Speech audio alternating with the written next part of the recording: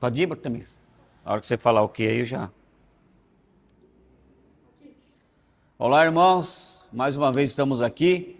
A graça e a paz do nosso Senhor Jesus Cristo a todos. Que nessa noite nós possamos estarmos bem conectados de tudo que nós vamos estudar aqui e que a graça de Deus venha sobre nós. Mas antes de tudo, vamos estar orando para que Deus nos abençoe, que o Espírito Santo nos conduza nessa aula. Pai querido, em nome de Jesus, ó Deus, nós estamos aqui, Pai, para iniciar mais uma aula, Pai querido, do livro de Atos. Pedimos, ó Pai, que o Teu Espírito Santo nos ajude nessa noite, ó Pai, para ministrar essa aula e que os irmãos que estão assistindo possam ter perfeito entendimento, Pai, de tudo que nós dissermos aqui. Que o Senhor nos guarde, nos abençoe, Pai, e nos conduza, Deus, em nome de Jesus. Amém. Amém, irmãos. Então, semana passada, só para recapitular, nós falamos sobre o capítulo 22, falamos sobre a defesa de Paulo diante do povo que estavam querendo, que tinham agredido ele. Ali ele toma a palavra e faz um discurso.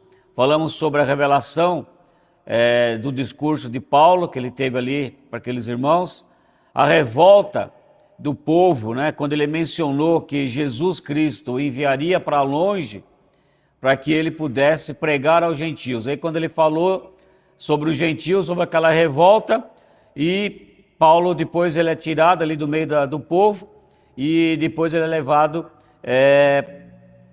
para julgamento, onde ele usa da sua cidadania romana para que não fosse açoitado. Então os irmãos, sempre que tiverem alguma dúvida, né, está gravado aí no YouTube, é só voltar lá no capítulo 22 e assistir de novo, ou ler o esboço que nós estamos sempre mandando para os irmãos, aí você tem perfeito entendimento. É sempre bom fazer isso, irmãos, quando nós estudamos a palavra, além de ouvir a mensagem que nós estamos mandando, dá uma estudada no esboço, sempre volta ali para a gente conhecer e ter um bom aproveitamento do estudo. E hoje nós vamos falar então sobre o capítulo 23, né? Capítulo 23 agora, ele vai mostrar o papel, né, da missão de Paulo de ir para Roma, né? Ele ainda não estava em Roma, está em Jerusalém, ele vai ser preso ali e posteriormente, né, por obediência, né, e por decisão de Jesus Cristo, ele vai até Roma, e ali em Roma onde ele vai encerrar a sua carreira, e como ele mesmo fala, né, e depois ele vai ser decapitado ali em Roma, mas antes disso ele vai visitar a cidade de Roma. Os irmãos, nós temos falado também sobre Roma, eu preguei sobre os romanos há 2 semanas atrás, o pastor Léo no domingo também ele falou um pouco sobre a igreja de Roma, né, que Paulo, ele não conhecia Roma, né, ele não plantou a igreja de Roma, mas ele tinha o desejo de ir lá, e esse desejo deles ir para Roma vai ser cumprido, né, porque Jesus vai levá-lo até ali, usando todas as formas da época para ir. Mas irmãos, aqui nesse capítulo 23 de Atos, nós vemos mais uma vez que Deus é soberano. Deus é soberano sobre todas as coisas, até mesmo as circunstâncias mais difíceis, mais confusas, com mais tribulação que possa ter. Mas a soberania de Deus, ela não muda, Ele é soberano sobre todas as coisas. E vamos ver também como o apóstolo Paulo, ele permanece firme diante das adversidades que qualquer um de nós temeria. Então nós vamos ver que Paulo, irmãos, esse exemplo de Paulo para nós é algo fantástico, como nós falamos sempre, como que Paulo ele não voltava, ele não retrocedia da missão. Mesmo ele sendo acusado, mesmo ele sendo chicoteado, mesmo ele sendo afrontado, mesmo ele sendo perseguido pelos judeus, perseguido por Roma, mas ele não retrocedia diante das dificuldades na missão que ele havia abraçado, que era a pregação do Evangelho. É um exemplo para nós, porque nós também precisamos ser assim. Nós que abraçamos, né? Jesus fala, aquele que colocou a mão no arado, que não olhe para trás. Ou seja, irmão, você colocou a mão no arado, você aceitou Jesus, como Paulo, como nós falamos a semana passada, como nós falamos como Paulo era, a mudança que ele teve quando ele teve aquele encontro com Jesus no caminho de Damasco, como todos nós tivemos esse encontro, e depois desse encontro, a missão que ele abraçou, qual era? É a mesma missão que eu tenho, a mesma missão que você tem, de pregar o evangelho de Jesus Cristo em todos os lugares. E Paulo não retrocede, irmãos, né? Apesar da soberania de Deus e também sobre a performance de Paulo estar firme em tudo que ele fazia ali para Deus. Então, o domínio romano ali em Jerusalém, irmãos, ele mantinha ainda de uma forma dura, e essa dureza ali desse domínio de Roma ali em Jerusalém já estava causando um clima de insatisfação entre os judeus. Ou seja, os sacerdotes aristocráticos, né, que especialmente os saduceus, acumulavam poder e riqueza, e frequentemente colaborando com Roma, o que os tornava impopulares entre o povo.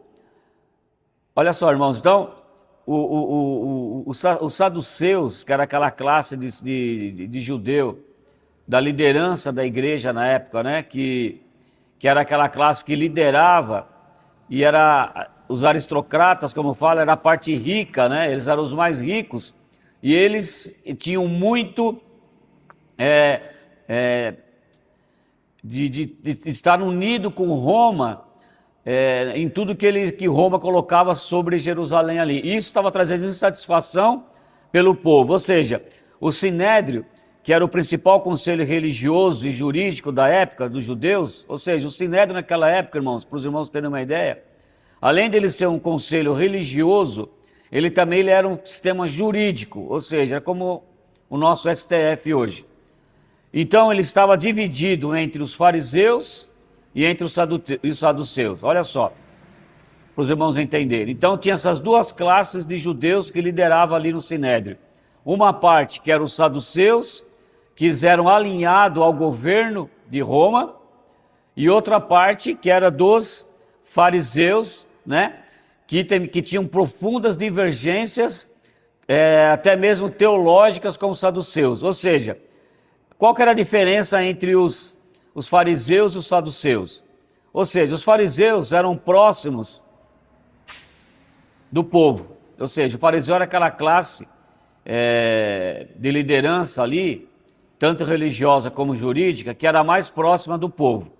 Já os saduceus, eles eram a elite sacerdotal da época, ou seja, era a parte mais, eram os mais ricos da época lá, que era essa liderança saduceu. Então, os fariseus acreditavam, irmãos, na ressurreição. Olha a diferença agora também teológica entre eles. Além dos fariseus serem próximos do povo, terem mais carisma com o povo ali, e os saduceus ser mais voltado para a elite e alinhado com o governo de Roma, outra questão teológica aqui era que os fariseus, eles acreditavam na ressurreição, nos anjos e também nos espíritos. Já os saduceus, eles negavam toda essa linha de crença dos fariseus. Então tinha dentro do Sinédrio, havia essa divergência de entendimento, tanto religioso como jurídico. Então, para os irmãos entenderem, e só um detalhe aqui que os irmãos vão entender lá na frente. Paulo, ele fazia parte do Sinédrio. Paulo, ele era um membro do Sinédrio antes de ter esse encontro com Jesus. Então, aqui, esse capítulo 23, irmãos, ele vai revelar o quê? O conflito, né? Um conflito entre a antiga aliança, representada pela liderança judaica, corrompida, e a nova liderança aliançada e revelada em Cristo Jesus. Ou seja, então agora aqui, esse capítulo ele vai colocar dois paralelos de linhas, de segmentos ali, dentro dos próprios Sinédrio e dos judeus. Ou seja, então esse conflito entre a antiga aliança, que era representada pela liderança judaica, que já estava corrompida, Ou seja, e a nova aliança revelada em Cristo Jesus agora sobre aqueles judeus, alguns daqueles judeus que estavam se convertendo a Jesus Cristo. Então, irmãos, e aqui era anunciada por Paulo. E também mostra a fidelidade de Deus ao preservar Paulo e cumprir o plano de levar o evangelho até Roma, para que Paulo fosse pregar o evangelho aos romanos. Então irmãos, aqui é uma, para os irmãos entenderem, né, uma trama, né? Você vê que é uma trama que discorre aqui sobre o livro de Atos, e cada capítulo que nós vamos seguindo, nós vamos vendo essa trama se desenrolando até que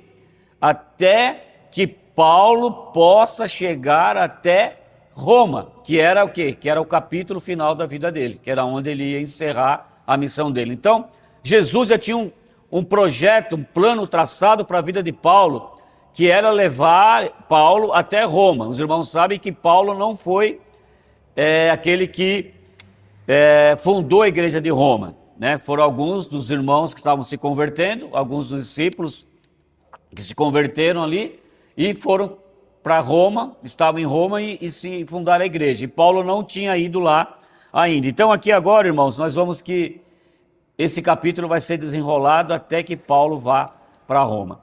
Ou seja, irmãos, esse capítulo 23, ele está separado da seguinte maneira: do versículo 1 ao versículo 11, nós vamos ver o julgamento de Paulo diante do Sinédrio. Do versículo 1 ao 11, o julgamento de Paulo diante do Sinédrio. Do versículo 12 ao 22, Deus frustra agora uma conspiração contra Paulo. Então os judeus estavam armando uma conspiração para matar Paulo, mas Deus frustra essa conspiração.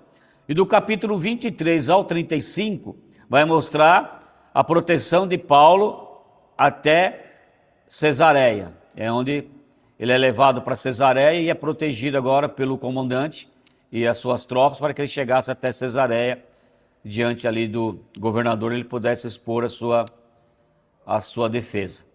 Então, irmãos, vamos então ler agora um pouco o capítulo, né? Você que está com a Bíblia, ou senão você acompanha aqui na própria tela do seu televisor ou no YouTube. Se tiver com a Bíblia aí, você lê, ou no celular, tanto faz. Vamos lá então, capítulo 23, versículo 1. Vamos lá ler. Paulo, fixando os olhos no Sinédrio, disse: meus irmãos, tenho cumprido o meu dever para com Deus e com toda a boa ciência até hoje. Diante disso, o sumo sacerdote Ananias deu ordens aos que estavam perto de Paulo para que lhe batessem a boca. É só um detalhe, irmãos. Esse Ananias que está falando aqui, esse sumo sacerdote, não é o Ananias que foi visitar Paulo quando Paulo chegou em Damasco. Ele estava sem visão, ele orou por Paulo para recuperar a visão ali. Não é o mesmo Ananias, é um outro Ananias. Esse Ananias é o sumo sacerdote ali em Jerusalém. Então ali, vamos ler de novo. Diante disso, o sumo sacerdote Ananias deu ordem aos que estavam perto de Paulo para que lhe batessem na boca. Então Paulo lhe disse: Deus o ferirá, parede branqueada. Está sentado aí para me julgar segundo a lei, mas contra a lei me manda ferir? Os que estavam perto de Paulo disseram: você ousa insultar o sumo sacerdote de Deus? Paulo respondeu: irmãos, eu não sabia que ele era o sumo sacerdote, pois está escrito: não fale mal de uma autoridade do seu povo. Então Paulo, sabendo que alguns deles eram saduceus e que outros eram fariseus, brandou no Sinédrio: irmãos, sou fariseu, filho de fariseu. Estou sendo julgado por causa da esperança da ressurreição dos mortos. Quando ele disse isso, surgiu uma violenta discussão entre os fariseus e os saduceus, e a assembleia ficou dividida. Isso porque os saduceus dizem que não há ressurreição, nem anjos e nem espíritos, mas os fariseus admitem todas essas coisas. houve um grande alvoroço, e alguns dos mestres da lei, que eram fariseus, se levantaram e começaram a discutir intensamente, dizendo: não encontramos nada de errado neste homem, e se algum espírito ou anjo falou com ele. A discussão tornou-se tão violenta que o comandante teve medo de que Paulo fosse despedaçado por eles. Então ordenou que as tropas descessem e o retirassem à força do meio deles, levando-o para a fortaleza. Na noite seguinte, o Senhor, pondo-se ao lado dele, disse, aqui quando fala o Senhor, é o Senhor Jesus, tá, irmãos? O Senhor Jesus. Vamos ler novamente. Na noite seguinte, o Senhor Jesus, pondo-se ao lado dele, disse: tenha coragem, pois, como você testemunhou a meu respeito em Jerusalém, assim testemunhará também em Roma. Na manhã seguinte, os judeus tramaram uma conspiração e juraram solenemente que não comeriam e nem beberiam enquanto não matassem Paulo. Mais de 40 homens estavam envolvidos nessa conspiração. Dirigindo-se ao chefe dos sacerdotes e aos líderes dos judeus, disseram: juramos solenemente, sob maldição, que não comeremos nada enquanto não matarmos a Paulo. Olha só, irmãos. Agora, portanto, só voltando, eles fizeram um jejum, irmãos, um jejum de não comer e nem beber enquanto não matasse Paulo. Olha a discrepância deles misturarem um ato que é religioso, né, um ato solene numa trama para matar Paulo. Vamos lá então, versículo 15. Agora, portanto, vocês e o Sinédrio, peçam ao comandante que o faça comparecer diante de vocês, como se fossem examinar com mais exatidão as informações sobre o seu caso. Estaremos prontos para matá-lo antes que ele chegasse aqui. Entretanto, o sobrinho de Paulo, filho da irmã dele, teve conhecimento dessa conspiração. Foi à fortaleza e contou tudo a Paulo, que chamou um dos centuriões e disse: leve esse rapaz ao comandante, ele tem algo a lhe dizer.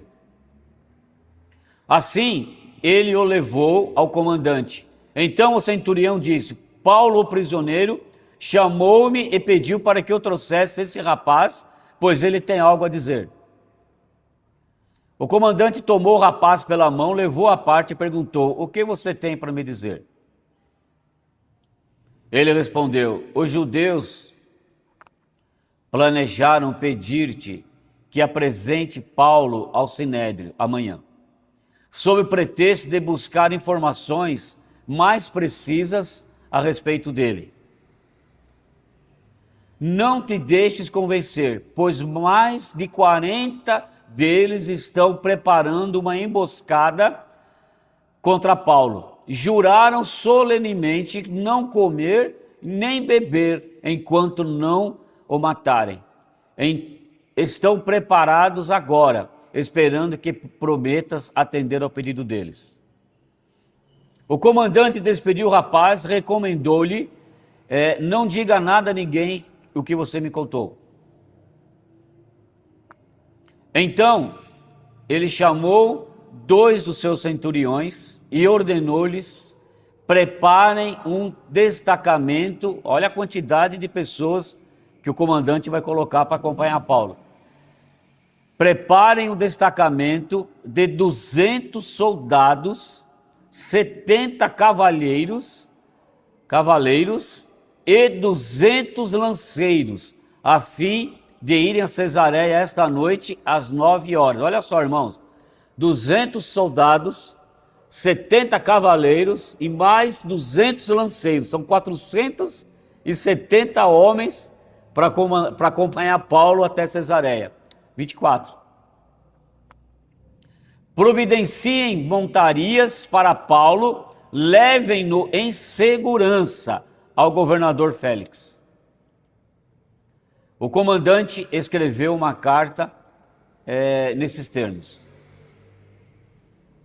Cláudio Lísias, ao excelentíssimo governador Félix, saudações.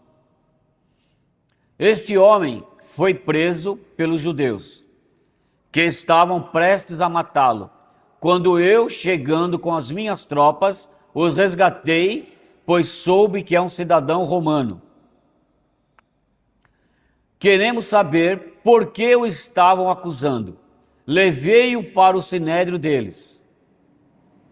Descobri que estava sendo acusado em questões acerca da lei deles, mas não havia contra ele nenhuma acusação que merecesse morte ou prisão. Quando fui informado de que estava sendo preparado uma cilada contra ele, enviei-o imediatamente à sua excelência. Também ordenei que os seus acusadores apresentassem à sua excelência aquilo que tem contra ele. Os soldados, segundo o que lhes havia sido ordenado, pegaram Paulo e o levaram a Antípatre durante a noite. No dia seguinte, deixaram a cavalaria prosseguir com ele e voltaram para a fortaleza. Quando a cavalaria chegou a Cesareia, deram a carta ao governador e lhe entregaram Paulo. O governador leu a carta e perguntou de que província era Paulo, informado de que era da Cilícia. Disse: ouvirei o seu caso quando seus acusadores chegarem aqui. Então ordenou que Paulo fosse mantido sob custódia no palácio de Herodes. Meus irmãos, essa aí é interessante que só de ler o capítulo, né, a gente já começa a imaginar a trama, essa tamanha trama que os judeus estão tramando ali para matar Paulo, né? Então a gente, sempre quando eu estou ministrando, ou estou estudando, né, sempre importante a gente ir até aquele momento, né? A gente talvez se colocar ali para ver o tamanho da confusão que foi feita naquele lugar, o tamanho da trama que foi feita, o livramento que através de Deus, Jesus Cristo, agora ele leva esse comandante a poupar a vida de Paulo, né? Porque Paulo tinha uma missão de chegar até Roma. Então nós vemos assim, nesse discurso, Paulo, ele inicia a sua defesa ali no Sinédrio, afirmando com integridade a sua posição diante deles. Ou seja, ele não nega o seu passado, mas confessa que viveu e ainda vive com a consciência limpa. Olha só, irmãos, então ele inicia falando exatamente sobre isso. Qual foi a reação ali de Ananias, que era o sumo sacerdote? Ele pede para que dessem um tapa na boca de Paulo. Ou seja, foi uma reação imediata e violenta, de intimidar mesmo. Então o que ele queria, na verdade, era intimidar Paulo. De todas as maneiras, estava intimidando Paulo para que Paulo não prosseguisse com a sua defesa ali no Sinédrio. Então, a maneira que esse Ananias, que era o sumo sacerdote, arrumou para que Paulo se intimidasse na sua defesa, porque Paulo começa falando exatamente que ele era um homem íntegro, ou seja, afirmando a sua integridade, a sua posição diante de Deus, falando, não negando o seu passado, que ele fazia parte do Sinédrio, ele era um judeu que era zeloso pela lei, né? Mas ele confessa que viveu daquela maneira e vive sendo zeloso. Agora como? Com a consciência limpa, mas como o zelo dele agora? Pelo Evangelho de Cristo. Então quando Ananias percebe que Paulo já ia começar a discorrer para fazer sua defesa nessa linha, ele já pede para alguém que está próximo de Paulo dar-lhe um tapa na boca. Para quê? Para intimidar ele, para que ele ficasse intimidado, para ele não prosseguir. Ou seja, demonstrando na sua hostilidade contra Paulo, mas aí e também a hipocrisia daquele tribunal. Tá vendo, irmãos? É a famosa carteirada, como se fala hoje, né? O cara tem uma posição ali, formada já, ele é o sumo sacerdote ali, ele é o líder ali do Sinédrio, e ele não quer de maneira nenhuma que a posição dele seja contrariada. Ou seja, irmão, tem uma expressão que Paulo, mas olha só, Paulo, ele usa uma expressão que os irmãos, quando nós estávamos lendo lá, que é a seguinte: a expressão de Paulo, de que Deus te ferirá, parede branqueada, e no versículo 3, Paulo fala assim: Deus te ferirá, parede branqueada. Por que Paulo disse isso, irmãos? Por que Paulo falou essa frase, parede branqueada? Pela denúncia que Paulo já sabia dos líderes religiosos, pela corrupção, pelos corruptos que eles eram. Ou seja, Ananias era um líder do Sinédrio corrupto.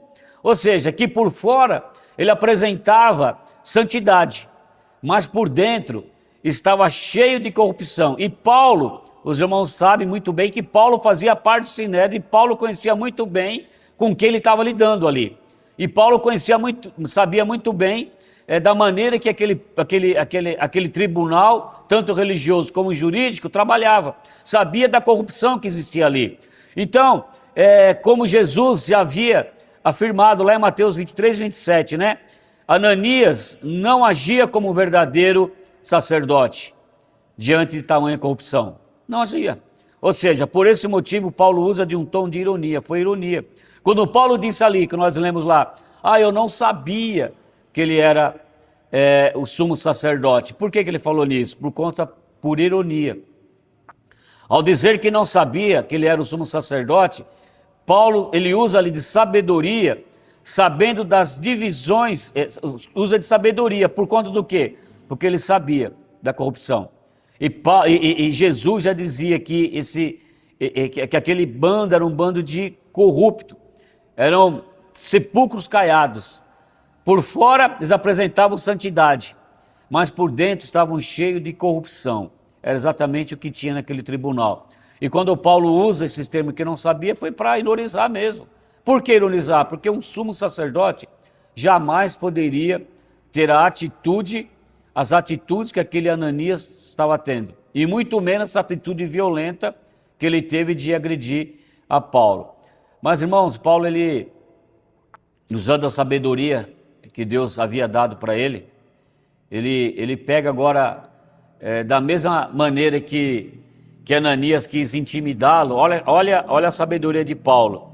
Ele, sabendo que ali o Sinédrio era dividido entre os fariseus e os saduceus, que os fariseus acreditavam na ressurreição, acreditavam nos anjos, né?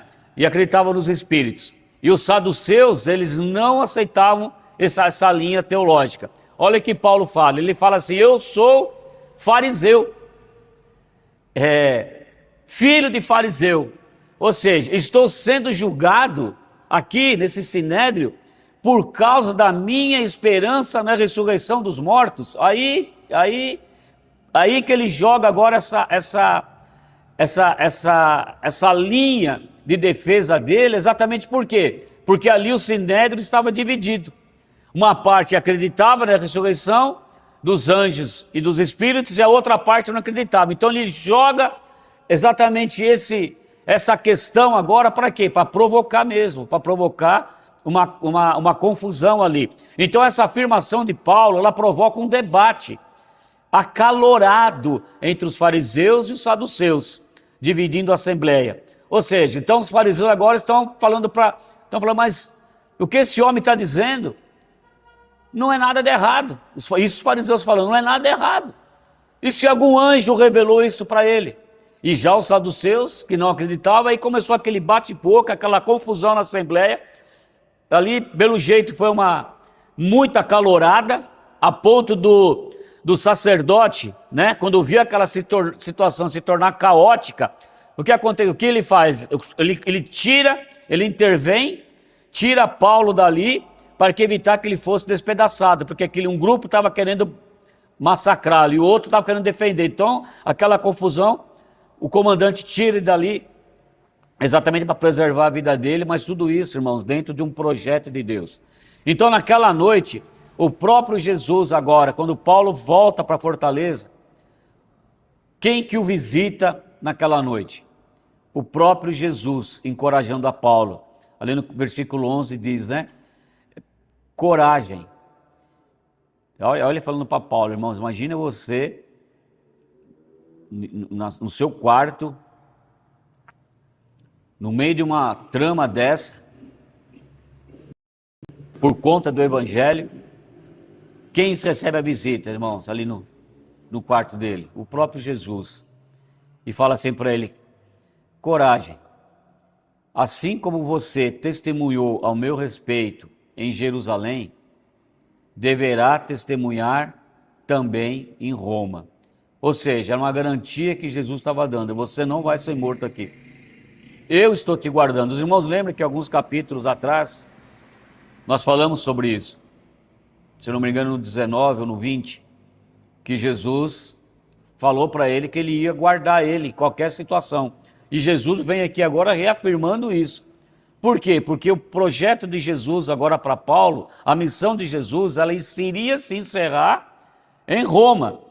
Por que em Roma? Porque foi uma igreja que Paulo não plantou. As demais igrejas, Paulo fundou as igrejas. Ele foi, pregou o evangelho, ali estabeleceu presbíteros, como nós vimos algumas semanas atrás, estabeleceu uma liderança das igrejas, partiu para outro lugar, pregava o evangelho, anunciava o evangelho, levantava uma liderança e deixava. Em Roma ele ainda não tinha feito isso. Então a missão de Paulo deveria se encerrar em Roma.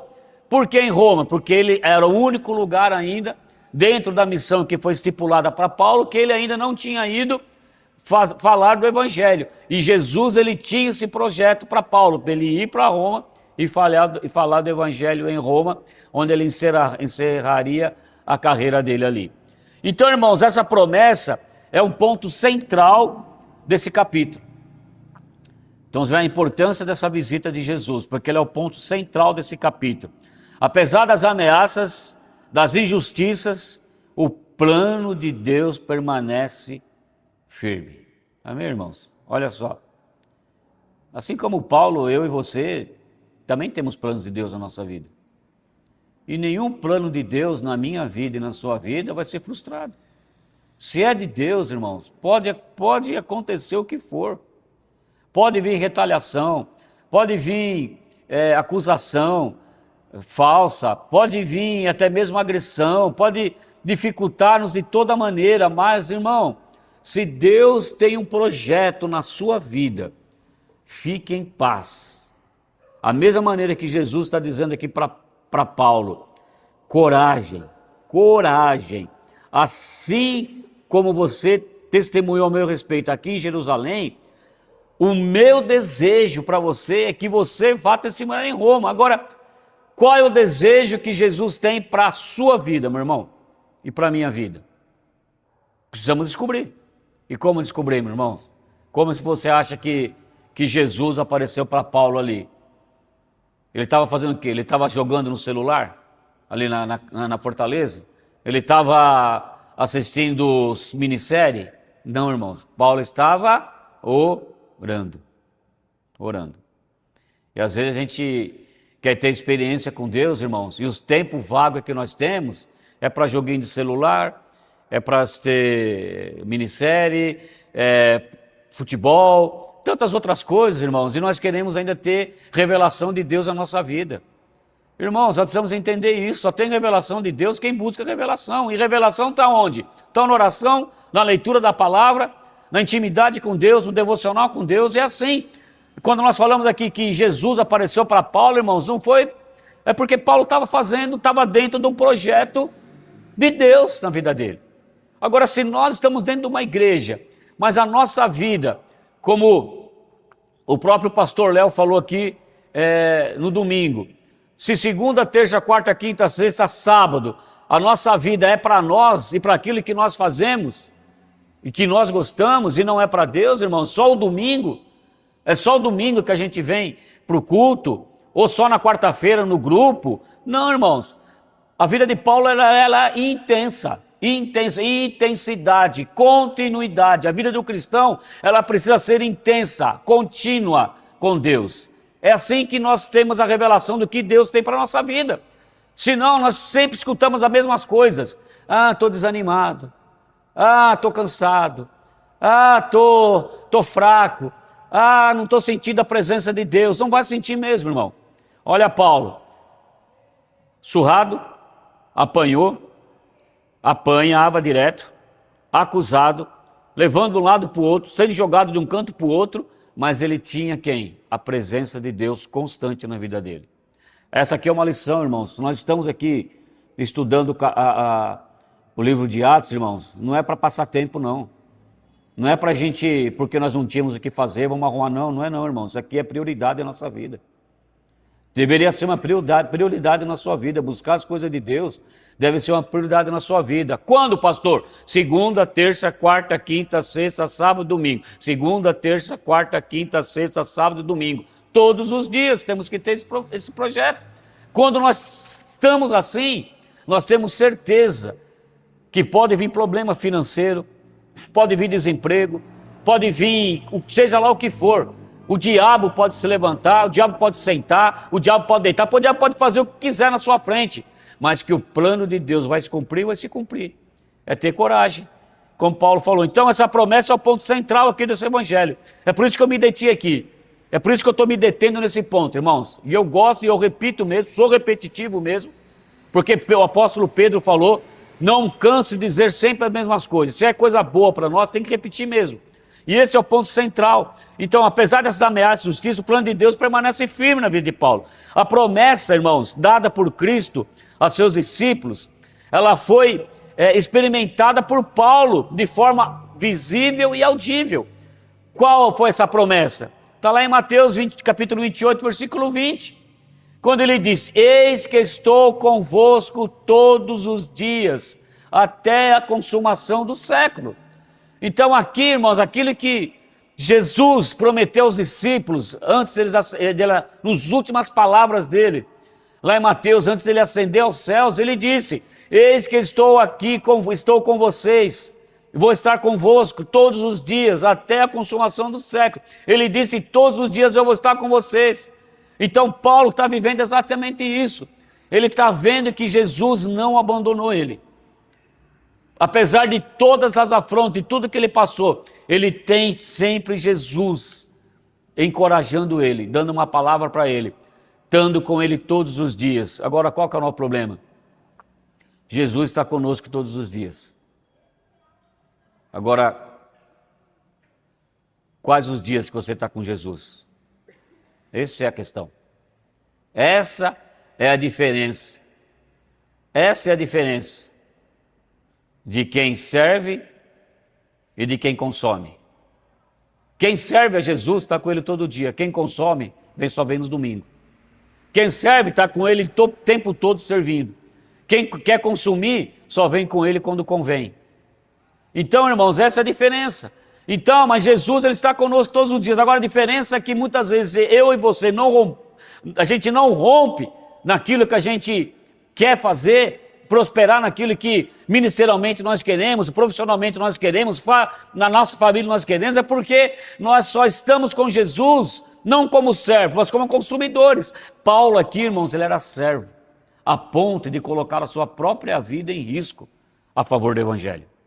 Irmãos, então nenhuma cilada maligna poderia frustrar os planos de Cristo na vida de Paulo. Nenhuma. Ah, é só na vida de Paulo? Não, irmãos. Para quem tem uma vida dedicada a Deus, ao Evangelho, quem tem uma vida de servir ao Senhor, assim como Paulo, irmãos, nenhuma, vou falar para você, nenhuma, vou falar de novo, nada pode atrapalhar o projeto de Deus na sua vida. Nada. Essa é uma verdade absoluta. Mas precisamos ter o mesmo sentimento, as mesmas atitudes que Paulo tinha. 100% Jesus. Não é aquela faixinha não, irmão, que às vezes quando o Neymar coloca na cabeça, não. 100% Jesus. Né? Ele está na balada, tá lá no jogo, tá não sei aonde, tá lá no poker, tá não sei o que lá, e depois 100% Jesus. Não, isso não, irmão. 100% Jesus não está numa faixinha. 100% Jesus não está numa camiseta. 100% Jesus não está no adesivo do teu carro.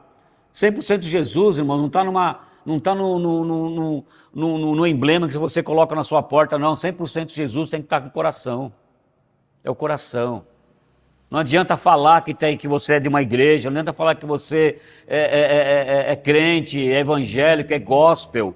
Não adianta, usa a palavra que você quiser. Agora estão falando um monte de palavra bonita aí. Não, não, irmãos.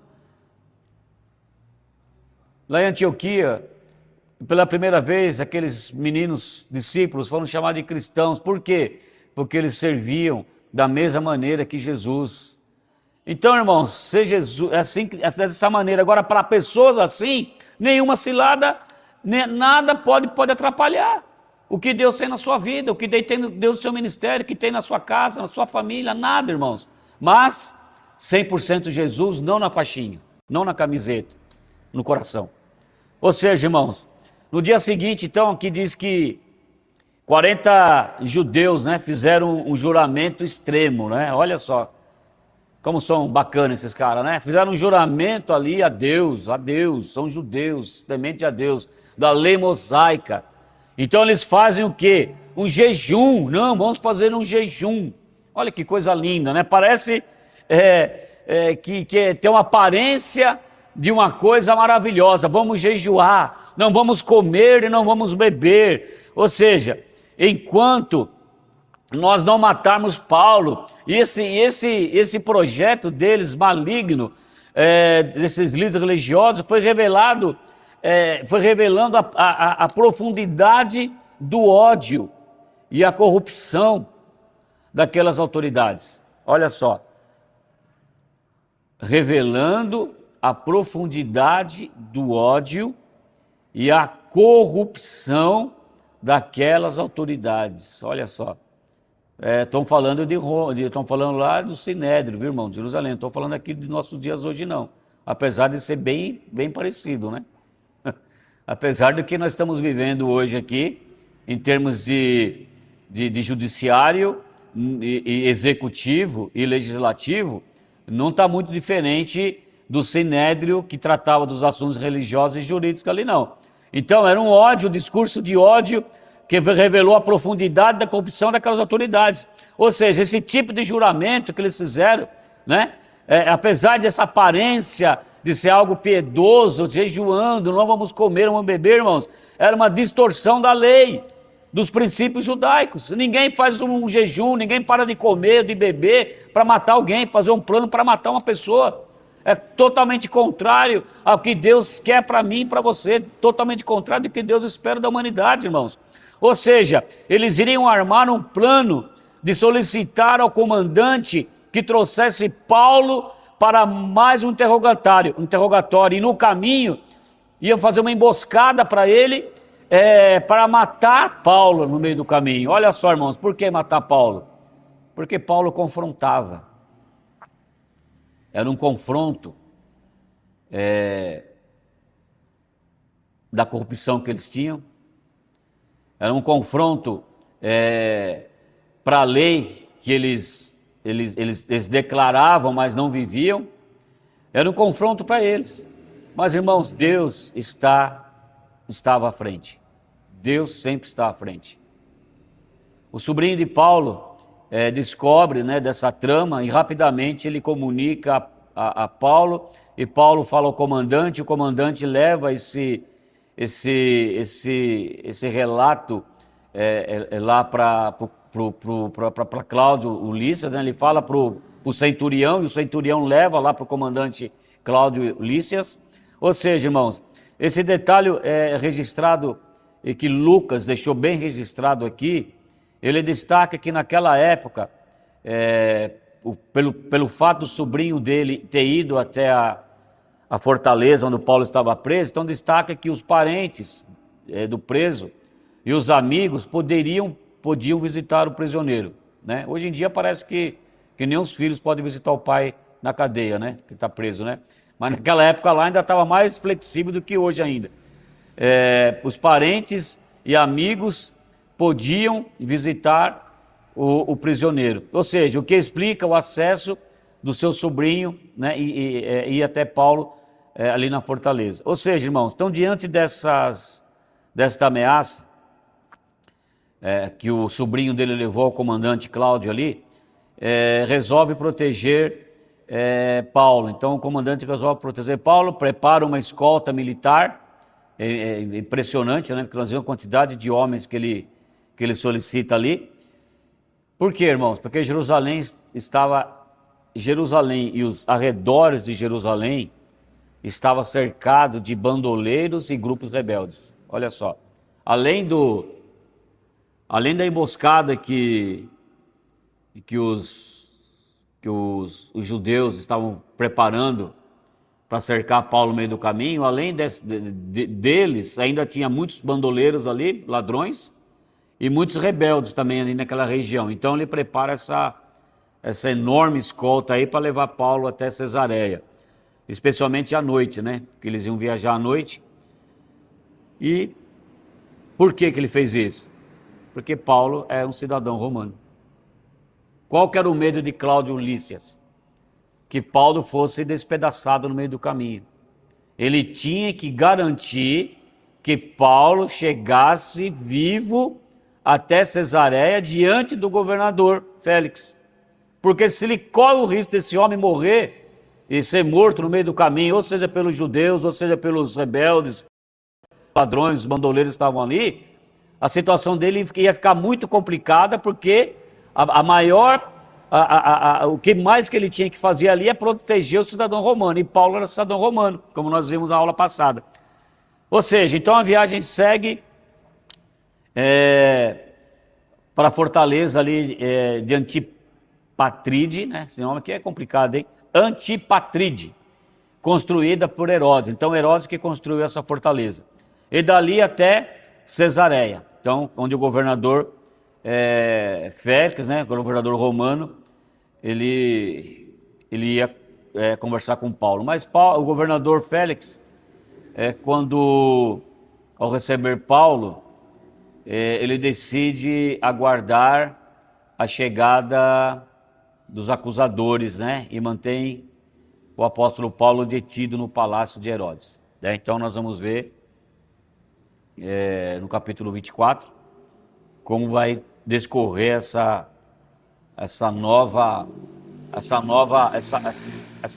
esse novo julgamento, né? Agora com Félix. Está vendo que ele foi ali para o Sinédrio, primeiro foi para o comandante Cláudio, foi para o Sinédrio, voltou para o comandante, agora vai lá para o Félix, governador.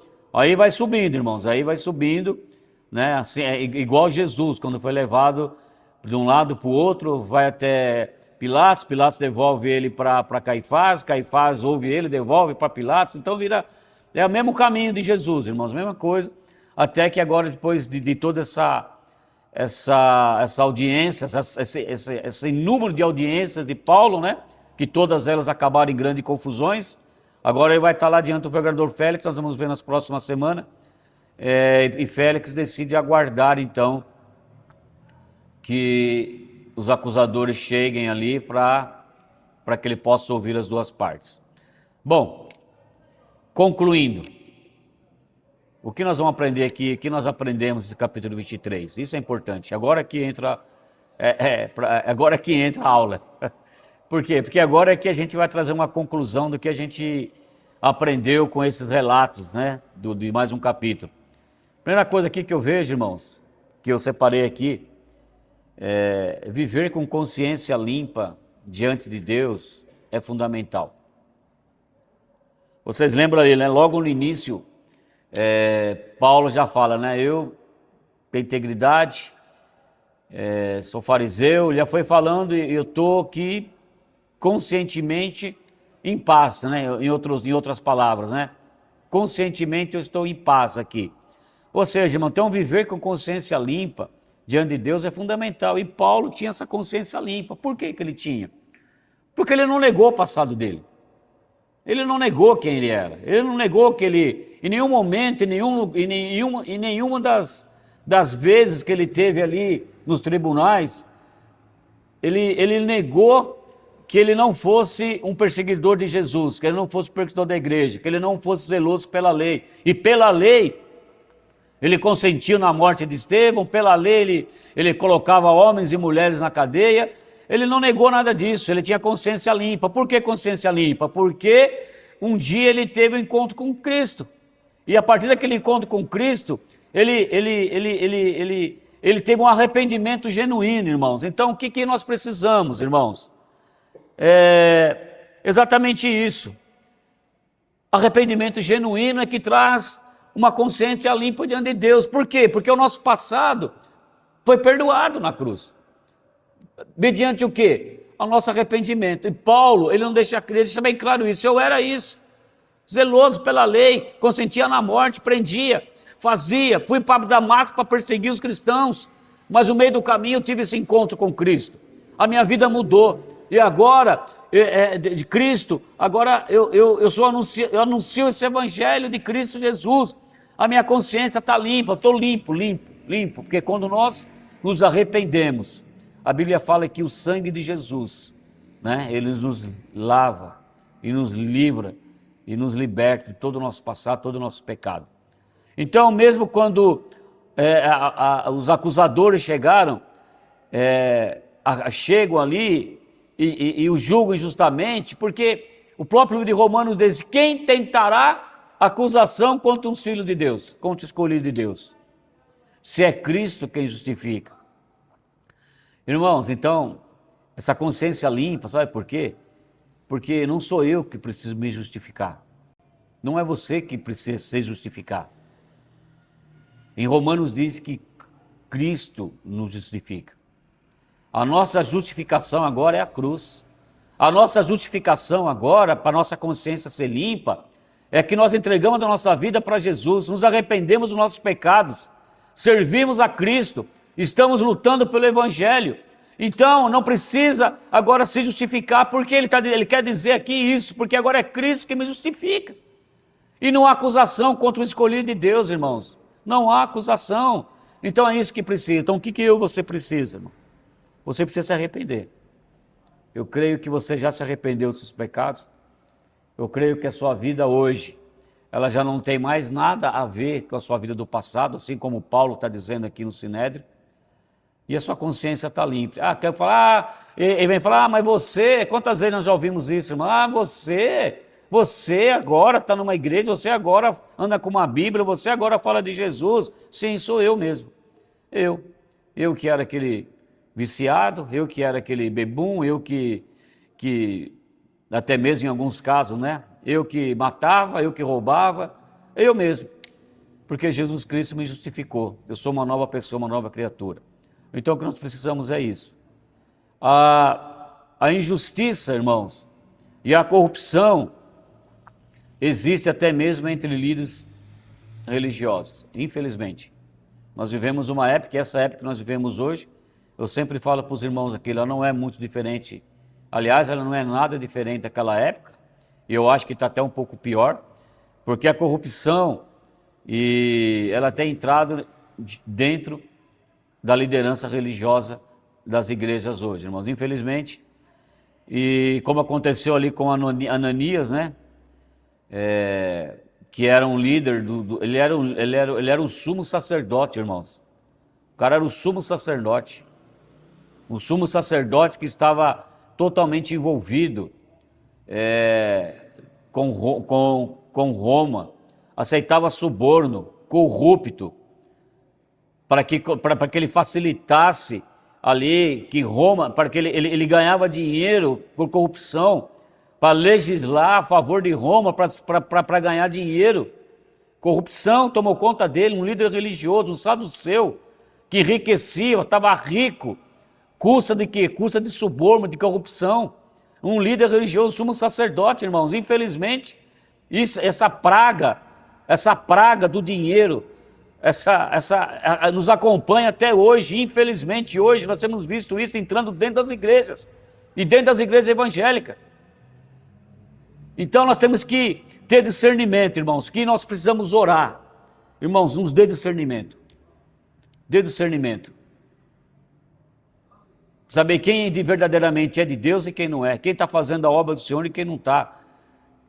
Precisa ter discernimento e firmeza, irmãos. Você precisa. Ó, a igreja que você está, né? Eu creio que a igreja que você frequenta, que é a nossa igreja aqui, Sementes, se quiser fazer, irmãos, qualquer um pode ter acesso às minhas contas, pode ter acesso às finanças da igreja, irmãos, qualquer um, ao tempo que quiser, qualquer um tem. Nós temos um presbitério que nós apresentamos, que nós falamos. Então, irmãos, isso aqui, mas nós temos que ter discernimento e firmeza. Para quê? Para que essa corrupção não entre no nosso meio, como tem entrado em alguns lugares. Então, irmãos, o que eu peço para os irmãos? É uma necessidade hoje. Discernimento de quem você está seguindo, discernimento de quem você está ouvindo, e principalmente no YouTube, no Instagram. Tem muita parede branqueada no YouTube. Como o Paulo está dizendo aqui, parede branqueada, corrupto. Tem muito cara que está ali, falsos mestres, estão ali somente para ganhar dinheiro, não estão preocupados com a sua vida, irmãos. É por isso que eu falo, pastor de YouTube tem que ser pastor de igreja local, pastor que vai para o Instagram tem que ser pastor de igreja local, porque está cheio de pessoas falando que as pessoas gostam de ouvir, somente para ir nas igrejas, fazer um evento, ganhar muito dinheiro, cobrando um ingresso 100, 150 reais, para ganhar dinheiro do povo, levando milhares de dinheiro, e não tem compromisso com você. O seu pastor local tem compromisso com você. É isso que eu preciso saber. O seu pastor local tem compromisso com você. O pastor do YouTube, que está pregando lá, que não te conhece, o pastor de YouTube que está no Instagram, que não te conhece, e que não dirige a igreja local, pastor itinerante, não tem igreja, não cuida de ninguém, não olha no olho da ovelha. Pastor tem que ser cheiro de ovelha. Esse sumo sacerdote Ananias, ele não tinha cheiro de ovelha, ele tinha cheiro de dinheiro, de corrupção. Era isso que ele tinha. E as igrejas hoje estão cheias de pastores, as igrejas não, os YouTubes da vida, os Instagram da vida, está cheio de homens que têm título de pastor, que não tem cheiro de ovelha, só tem cheiro de dinheiro. É curso daqui, é curso dali, é não sei o que, é não sei o que lá, tudo para ganhar dinheiro. Vai nas igrejas convidadas e fala o que você gosta de ouvir. Por quê? Porque ele não te confronta. Agora o pastor da sua igreja local, ele te confronta. E se você está aqui nas Sementes, quantas vezes, talvez se você não foi confrontado ainda por alguma coisa, é porque você não tem, está andando direitinho, mas se não dá fora da linha, você é confrontado, irmão, com amor. Com amor. Por quê? Porque o olho no seu olho, olho no olho. Olho no olho. Você tem acesso a minhas contas, você tem acesso à conta da igreja, aqui olho no olho. Então, irmão, tem que ter discernimento e firmeza. Não fica ouvindo qualquer um, não. Que falar bonito no Instagram é muito legal, falar bonito no YouTube é muito legal, mas o dia a dia da igreja, somente o pastor local é que vive. É somente o pastor local é que sabe das contas que tem que pagar da igreja. É somente o pastor local que muitas vezes perde a noite de sono porque o aluguel está para vencer e a metade dos irmãos ele não dizimou. E não dizima. E você, muitas vezes, tem que colocar dinheiro no seu próprio bolso para depois vir lá, orar a Deus para que depois os irmãos tenham um lapso de fidelidade e chegam no final do mês e dizimam. Mas, irmãos, o que é isso? Eu tenho falado para os irmãos aqui, às vezes, irmãos, vou falar uma coisa para você. Essa coisa de dinheiro é terrível. É terrível. Vamos entrar nesse assunto aqui. É terrível. Por quê, irmãos? É líderes se corrompendo por causa de dinheiro, líderes religiosos. É membros, muitas vezes, que trata Deus, irmãos, como lata de lixo. Trata Deus como cachorrinho. Sabe por quê? Vou te explicar por quê. Presta atenção, não fica triste comigo não. Isso é pastor de igreja. Eu sou pastor de igreja local. E se você não gostar, você pode me encontrar aqui domingo e a gente conversa. Tem gente que só dá dízimo quando sobra. Tem gente que só dá dízimo, tem membro de igreja que só dá dízimo quando sobra. Pastor, esse mês não sobrou. Não sobrou? O que você faz com sobra da sua mesa ali? O que você faz com a sobra? Pois o jantar lá sobrou no prato do filho um tanto, sobrou um prato do marido um tanto, um prato da esposa um tanto, juntou toda aquela sobra, o que você faz? Você joga no lixo. Sobra, irmãos, é para lixo, é para ir para lata de lixo. Sobra, é você junta para dar para o cachorrinho comer. E tem gente tratando Deus como lata de lixo, e tem gente tratando Deus como cachorrinho, Porque o mês que sobra, dá para Deus. O mês que não sobra, come tudo. Irmãos, Deus não é lata de lixo. Deus não é cachorrinho, não. Deus é Deus soberano. Nós começamos esse capítulo falando que Deus é soberano. Não tem essa história de sobrar, querido. Você recebeu o seu salário, a primeira parte, a primeira coisa que você faz, se ganha R$1.000, R$100 você já dá na igreja, dá o dízimo. Você vai viver muito bem com 900.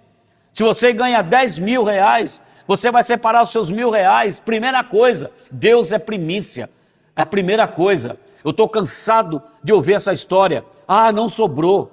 Que não sobrou, meu irmão? Como que não sobrou? Não é para sobrar mesmo, porque Deus é a primeira. Deus não é latão de lixo, para a gente pegar o nosso resto de comida e jogar na lata de lixo. Presta atenção nisso, isso é sério, irmão. Deus não é lata de lixo. Deus não é cachorrinho para ter o dízimo só quando sobra. Deus é soberano, a prioridade da sua vida. E se você quer ser abençoado, querido, se você quer ser abençoado, corta a internet. Engraçado que ninguém corta a internet. Ah, não sobrou, vou cortar a internet. Não corta a internet. Celular, não deixa de pagar. Mas Deus, Deus não sobrou. O que é isso, irmão? Tem irmãos que já estão na igreja há 10 anos, 15 anos, 20 anos, ainda está pensando desse jeito. Eu não entendo. Tem gente que fala que não entende o dízimo. Eu não entendo uma pessoa na igreja há tantos anos falar que não entende o dízimo. Uma igreja que sabe da transparência da igreja falar que não entende. Irmãos, então, é corrupto do mesmo jeito. Às vezes nós falamos de líderes corruptos, mas tem membros corruptos, porque isso é corrupção. Porque você está pegando parte que é de Deus. Aí em Malaquias 3,10 fala que nós somos ladrões. Está vendo, irmãos, como que trata essa coisa de corrupção? Então quando se fala em corrupção, só fala em liderança. Sabe que o pastor é corrupto, porque o prefeito é corrupto, porque o presidente é corrupto. Mas e um membro da igreja que não dizima é o quê? Como trata Deus? Então é uma coisa para pensar, irmãos. É para pensar, é ensinamento. Fica triste comigo não, irmãos. Eu sou pastor, eu estou falando para o seu bem. Porque no final das contas, irmão, quem vai ser abençoado é você. O que mais vai ser abençoado é você. Eu sou dizimista fiel há 32 anos. E graças a Deus, irmãos, em todas as dificuldades que eu passei, o Senhor se fez presente e me livrou de todas elas. Assim como Paulo, em todas as acusações, em todos as afrontas que ele passava, em todas as suas que ele levava, mas ele tinha sempre Jesus perto dele, encorajando e falando para ele, tenha coragem. É assim que funciona. Então, irmãos, em momentos de conflito, outra lição que nós aprendemos aqui, em momentos de conflito, sabedoria e estratégia são necessárias. Momento de conflito, ou seja na igreja, ou seja na sua casa, no seu trabalho, sabedoria e estratégia. Paulo usou ali no Sinédrio sabedoria, porque ele conhecia o Sinédrio. Ele sabia como aquele pessoal, o que eles criam, o que um grupo de fariseus cria e o que o grupo de saduceus cria. Ele sabia como confrontá-los. Então ele usou estratégia e sabedoria. Assim como Paulo usou na divisão do Sinédrio a seu favor. Então, irmãos, não adianta ficar entrando em discussão, briga, sem ter sabedoria e estratégia. Tem que saber, se for abrir a boca, abra com sabedoria. Se não for, fique quieto. É melhor ficar quieto do que falar sem sabedoria, porque você pode levar a confusão para o seu lado. E Paulo ali levou a confusão entre eles. Eles que se resolvam. Porque se o Sinédrio está dividido, não é culpa minha, é culpa de vocês. Eu estou aqui, sou fariseu, filho de fariseu, estou aqui porque eu creio na ressurreição. Aí um grupo defendeu, o outro queria acusar. Mas Paulo saiu livre, foi preservado ali. Então nós precisamos nos preservar. E a melhor maneira de se preservar é falar com sabedoria e discernimento. Se não tiver, fica quieto. Não fala nada não. É melhor se calar. Mas procure ter sabedoria e discernimento para usar a seu favor. Deus sempre cuida dos seus, né? Deus sempre cuida dos seus. E quem é seus? São aqueles que são servos. Aqueles que entregaram a vida, aqueles que servem ao Senhor com fidelidade, são deles. Como fez ao usar o sobrinho de Paulo, para que aquele sobrinho dele levasse ouvisse aquela estratégia que estava sendo montada ali para matar o tio dele, e ele vai, leva para Paulo, Paulo informa o centurião fala para o comandante, e o comandante resolve formar aquele grupo de soldados para que Paulo chegasse preservado na sua vida em Cesareia, para falar com o governador Félix. Então, irmãos, isso mostra o quê? O cuidado de Deus. Deus cuida de você, querido, tenha paz. Se você trata Deus como Deus soberano na sua vida, olha só, se você trata Deus como um Deus que é soberano na sua vida, Deus não deixa você desamparado. Deus não deixa desamparado. E eu sou testemunha disso. 32 anos que eu servo esse Deus soberano na minha vida. Pode acontecer o que for, mas Deus sempre está me ajudando, sempre está me amparando, em qualquer situação. E eu sei que com você é assim também. Mas, irmãos, nós temos que tratar Deus com a soberania que Ele tem. Às vezes nós tratamos Deus de qualquer maneira, e que na hora que a coisa aperta, vou para a igreja. Ora por mim. Faz uma oração por mim, pastor. Ora por mim. Não ora. Irmãos, vai orar como? Aí você vai chegar no céu, sabe o que você vai ouvir de Jesus? Eu não te conheço. Não te conheço. Por que eu não te conheço? Não te conheço. Mas em teu nome, mas não te conheço. Você nunca me tratou com soberania. Eu nunca fui soberano na sua vida. Você só me usava. Você usava o meu nome, né? Mateus fala, né? Não, mas em seu nome nós expulsamos demônio, em seu nome nós fizemos isso, mas aqui não, você usava o meu nome.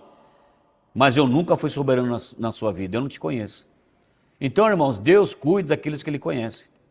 Deus cuida daqueles que são soberanos na vida dele. E se não for, querido, precisa voltar a ser.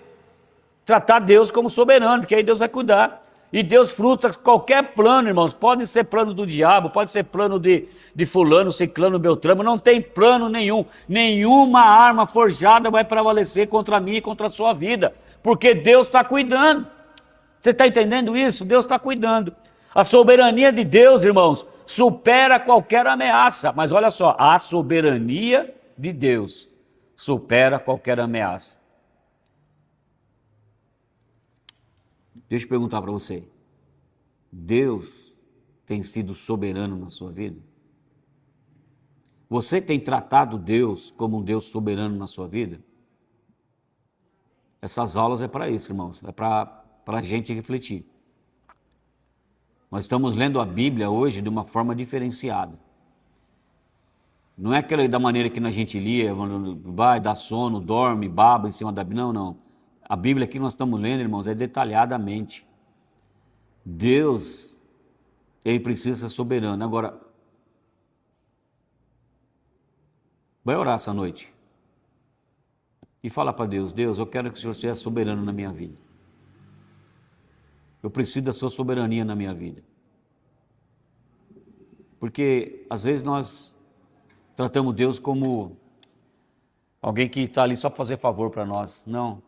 Quando Ele é soberano, Ele cuida, irmão. As promessas de Deus são reais e seguras. Amém? As promessas de Deus são reais e seguras. Jesus garantiu, quando Jesus visitou Paulo naquela noite, lá na fortaleza, Ele garantiu que Paulo chegaria em Roma. E ele chegou. Amém? Ele chegou. Então, as promessas de Deus são reais, irmãos. Não são propostas, como o diabo faz, não. As propostas, eu sempre falo isso. Até falei um pouco sobre isso lá na Igreja Despertar no domingo. A gente precisa tomar cuidado com propostas, que propostas são armas que o diabo usa. Agora, Deus trabalha com promessa, Deus não trabalha com proposta. Deus trabalha com promessa. E as promessas de Deus na minha e na sua vida, se Deus prometeu, Ele vai cumprir. Ele falou para Paulo, assim como você pregou o meu evangelho aqui em Jerusalém, você vai pregar em Roma. E ponto final. E se cumpriu. Agora, quais são as promessas que Deus tem na sua vida? É outro ponto que você precisa perguntar para Deus. Como? Vai orar, irmão. Deus vai revelar quais são as promessas. Assim como Ele revelou para Paulo qual que era a promessa dele, Ele vai revelar para você também. Então, ore a Deus e tenha certeza que se Ele prometeu, Ele vai cumprir. Amém? Em nome de Jesus. Amém, irmãos? Glória a Deus por isso. Chegamos ao final de mais uma aula. Espero que você tenha entendido tudo que nós falamos, tá bom? Pegue tudo. Não, pegue tudo. Tá? Porque às vezes nós temos maneira de pegar o que nós gostamos e o que nós não gostamos e descartamos. Pegue tudo. Tudo que sai da boca de Deus, irmãos, através de um servo dele, é para a minha vida e para a sua vida. E eu creio que Deus, se nós estamos aqui com essas aulas, é porque Deus está usando a minha vida, eu não tenho dúvida. Porque eu sei o quanto que eu me dedico nisso aqui, o quanto que eu oro, eu busco a direção de Deus para falar. E eu creio que tudo que saiu daqui nessa noite vai servir para a sua vida e para a minha vida. Para quê? Para que nós possamos nos tornar cristãos melhores. Para que nós possamos seguir o exemplo de Paulo. Então esse capítulo 23, ele é profundo demais, ele é muito bom. Então assista, se precisar assista de novo. Amanhã, quarta-feira, você vem aqui no grupo, ou aqui na igreja, ou nas casas, faça uma resenha do que foi falado, tá bom? Se você não entendeu, peça uma oração, peça para alguém te explicar, me pergunte no domingo, e nós vamos crescendo juntos, irmão. A intenção disso aqui é formar uma igreja de servos, de verdadeiros servos de Cristo Jesus, não dos consumidores, mas de servos. Amém? De discípulos de Cristo Jesus. É por isso que nós estamos aqui com essas aulas e eu creio que em nome de Jesus tem contribuído e vai continuar contribuindo para o nosso bem, para o nosso crescimento. Abaixe a sua cabeça aí, se você estiver aí perto da sua esposa, com seus filhos, junta a sua família aí, se você estiver sozinho, abaixe a cabeça agora junto aí, vamos orar. Pai querido, em nome de Jesus, ó Deus, nós te damos graças, ó Pai, por mais uma vez o Senhor ter falado conosco, Pai, através do livro de Atos, do capítulo 23, ó Pai. Pedimos, Senhor Jesus, que o Senhor nos guarde nessa noite. Eu peço que o Senhor abençoe a vida de cada irmão que está aqui assistindo essas aulas. Guarda eles, ó Pai. Abençoa a família, abençoa a casa, o trabalho. Ó Deus, a vida espiritual de cada um, Pai. Se tiver alguém aqui que está se sentindo frio, que sentindo uma mente longe do Senhor, que possa se achegar ao Senhor, que a Tua palavra de Deus diz, achegai-vos a mim, que eu me achegarei a você. Então, se você quer Deus próximo de você, você chega mais a Deus, se aproxima dEle, que Ele vai se aproximar de você, vai te abençoar, porque Deus é assim, Deus é amor, e que nessa noite você possa sentir esse amor de Deus na sua vida. Eu te abençoo, meu, em nome do Pai, do Filho e do Espírito Santo. Até semana que vem, um abraço, tchau.